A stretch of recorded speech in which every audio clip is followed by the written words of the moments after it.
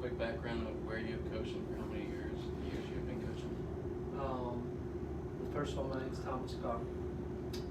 Director of Operations here at NC State Men's Basketball.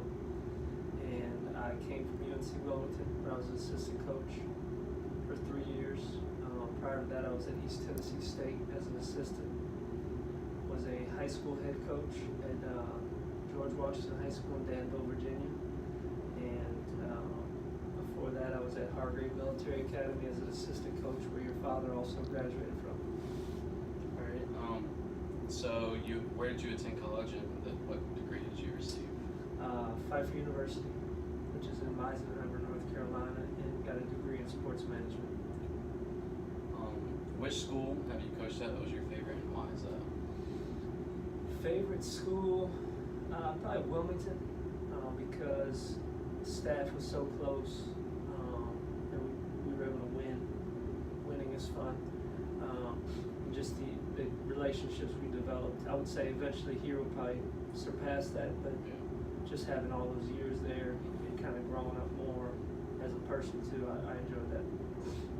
And about what age did you realize that you wanted to be a college coach someday? I think I was about, I won't say college coach, but I knew that when I was around 16 that I had to do something in basketball because I had never really done anything else. No, didn't have my first real job. It's like I always would work camps, but my first real job until I worked at Jimmy John's one summer. I worked there for 2 weeks, enough to save up for some Jordans, and then I quit right after that. But it was then I kind of realized, all right, I need to stay in basketball, and so not good enough to be a pro. This was the next closest thing, and enjoy helping kids too, so that we kind of go hand in hand.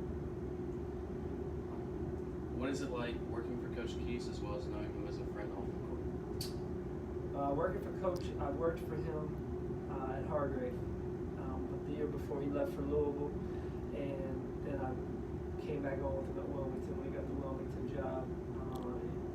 There's very little change to who he is as a person. Still loves to have a good time, laughs, jokes, treats everybody fair.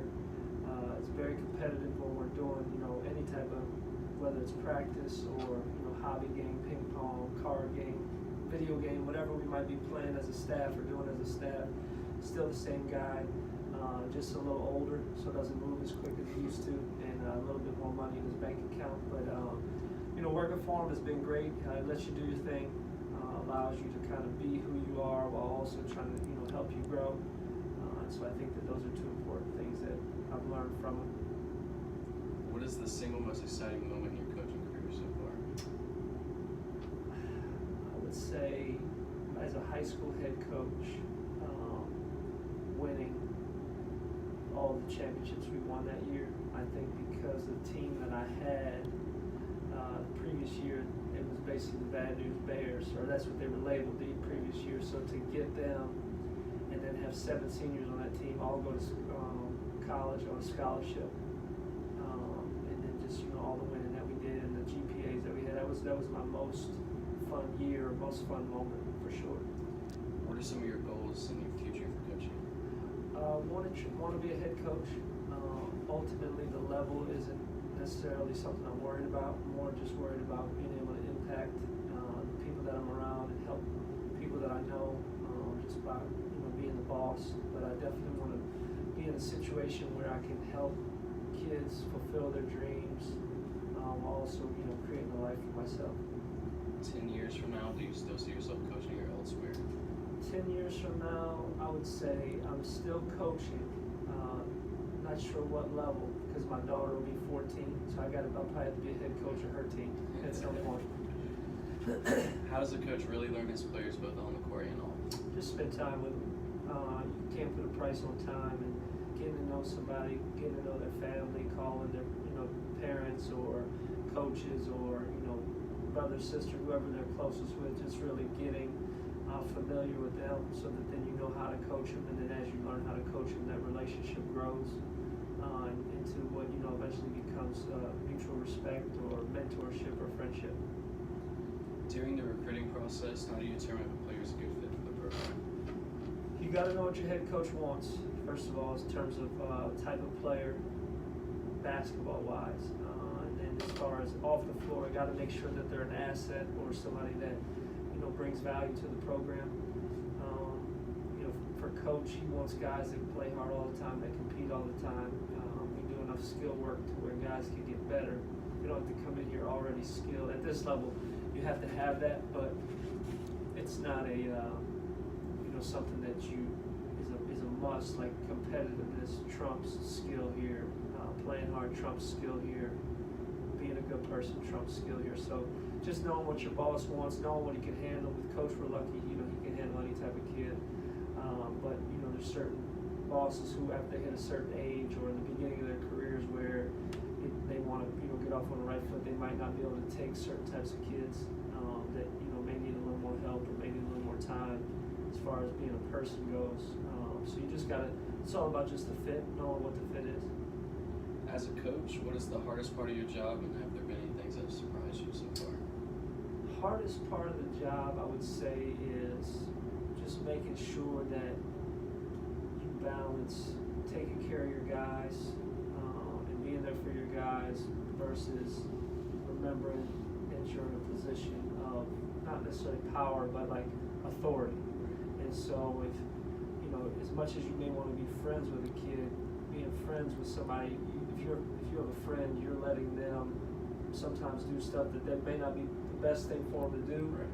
You let them get away with it, but in this position, you have to kind of circumvent that to where, like, okay, I see a kid going kind of a different direction, I got to try to pull him back on because I know that's what's best for him, where he may not agree or he may not think that that's, you know, the best move. So it's kind of a tug of war to a certain extent, where you have to be able to balance, you know, being somebody's friend and also being their coach. Are there any pointers you would give someone aspiring to be a coach someday? Be ready to be broke in the beginning. You know, I think my first year coaching, I made $3,000 or $6,000, one of the two, and then my best year, like I told you, in high school, I think I made $14,000. So that was 6 years ago. So that's one thing you can't. And then the other thing I would say is nothing can be beneath you. So you got to be willing to drive vans, do laundry, late hours in the gym with the guys, early mornings in the gym. You know, those are things I think that helped me get through, as to where I was willing to do everything, wanted to do everything, and then also wasn't worried about, you know, the money part of it. If you do a good job for the people that you're around, the money will come. So I'm currently pursuing a sports management degree. Is there any particular area you think I should focus my studies? I would say whatever you're passionate about. I mean, it's something to where you may have a vision or a dream that you want to achieve, and ultimately your steps may be different than somebody else in your class or different than mine, but that doesn't make it any better or any worse. It's just a matter of, you know, you've got to figure out what you want to do and then chase that as hard as you can. Away from schoolwork and the gym, what do you think I should work on to help myself be prepared for a coach? I would say staying in shape, because in this business, it's a perception business, to where guys first looking at you will try to determine who you are, what you're all about, and then making sure that you do a great job for the head coach and the assistants that you work under, because ultimately the people you're around the most are going to be the people that help you get a job or put you in a position to get a job. And then, you know, if managers and students were allowed to coach AAU or work kids out, I would say doing that, not necessarily on a large scale if you can do that, but just something to where you learn your voice and you get your voice, and then you can try different things that ultimately determine, all right, this is what I'm good at, or this is what I need to work on, or I like how I'm doing this, I'm going to keep doing this, maybe something else I can work on in terms of like individual workouts or bailouts or different things, but just that networking part where you meet different people. It's a very small, tight-knit business, so how you treat somebody really that can do nothing for you 5 or 6 years down the line, where they might be in a better position, where they might remember how you treated them and how you took care of them at that time. What personal goals do you have for yourself aspiring to be head coach someday? I want to try to, you know, lot of kids now, especially growing up in this social media era, they say, oh, I want to be this or I want to be that based off of what they are watching or what they're hearing or what they're reading. And in reality, they don't have their own dreams. So I want to try to help kids identify what their dreams are, what their goals are, and then, all right, let's chase that as hard as we can. If you get it, great. If you don't, well, at least you went out swinging. I want to try to create a culture where after I am done in that program, after I'm done with those kids, that then they turn around and it could run itself, or they carry on that same mindset, that same legacy that was left or put on them. So you yourself have had many coaches in the past. Do you ever look up to them for advice or like as a mentor? All the time. Coach, obviously, if I needed to talk to him, I could. My college coach, Dave Davis, who's at Newberry College, text him all the time, talk to him all the time. Anytime something comes up, I'm calling him. High school head coach, like I said, it's such a small business, and I've developed a rapport with all these guys to where, anytime I call them, they'll answer, they're there for me, and vice versa. If they needed me, I'd be the same way. So this is a personal question. You've known me for quite some time now. What do you think I need to work on specifically for my pursuit of a college coach someday? I would say you're on the right track. You would say still working on just, as a manager, it's tough because you got to balance what coaches want versus what you're capable of doing. You're probably capable of doing more than you're doing right now, but this is a ground up business, so you got to start at the bottom, work your way up. But just finding time to get in the gym, work guys out, because that's a big part of it. Is like I said, spending that time with the players to where they know you care, they know you want to be around them, and then that's where the respect factor comes in. But also, I would say the one thing that I've learned as I've gotten older is watching film helps.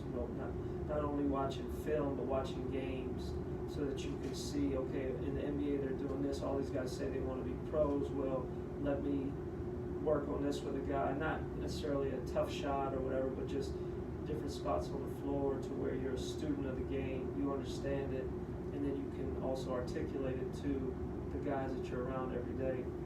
And then just be willing to put in, unlimited hours until you get to where you want, and then that's when the real work starts. Right now you're trying to earn everything you're getting. Once you earn it, then you got to be able to stay there and continue to do it. Well, that is it. Thank you.